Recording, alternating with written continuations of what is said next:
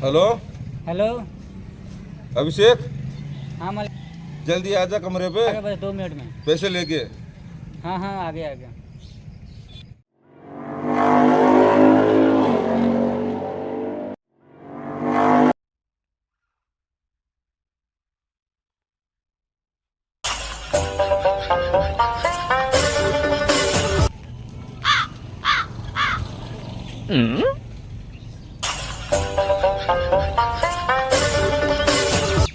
मालिक वो पैसे नहीं दिए, 2-4 महीने के बाद बोला है देने के लिए।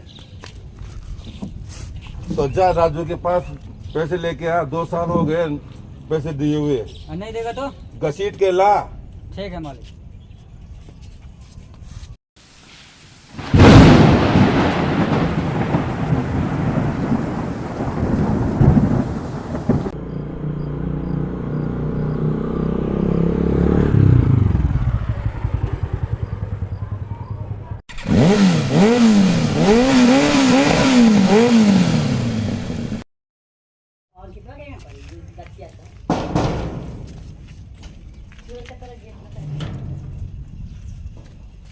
हाँ राजू बोल। कहाँ है?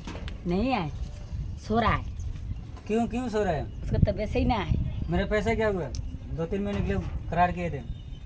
अभी नहीं है, फिर कब होगा? होगा तो दे देंगे। नहीं, मुझे अभी कभी चाहिए।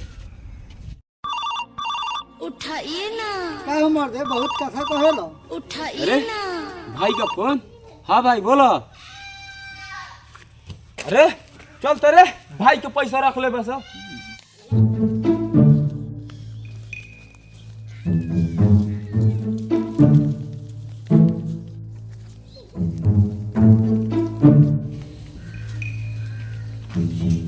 रे साला भर्तिया कहाँ छुपल बा रे? घर में मौगा नियर बाहर निकल।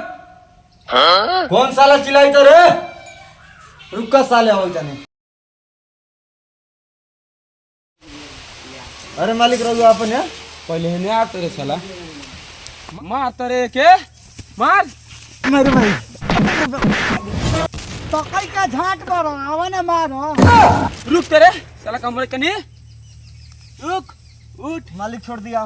उठ। मालिक छोड़। कार साला तू हमरा छोटका भाई के 2 साल से पैसा रख ले बारे, आज तोरा गांव से पैसा निकाल के जाए। मालिक 25 साल से गांव में से पैसा निकाले के एक्सपीरियंस बा। मालिक हमरा खानदानी गांव में से पैसा निकाला ले। मालिक हमरा गांव में तो पैसा नहीं के, लेकिन चली एक जगह हलाले बनी तो चल। मालिक ई साला गरीब आदमी कहाँ से 2 लाख रुपया दी? ले चली अपना कंपनी में कमावल जाए। ले चल साले के टांग के ले चल अपना कंपनी में ले चल। मालिक ले मालिक चल। छोड़ दिया। मालिक ले चल कंपनी। वीडियो अच्छा लगा हो तो लाइक कमेंट करना ना भूले और चैनल को सब्सक्राइब करें पार्ट 2 देखने के लिए।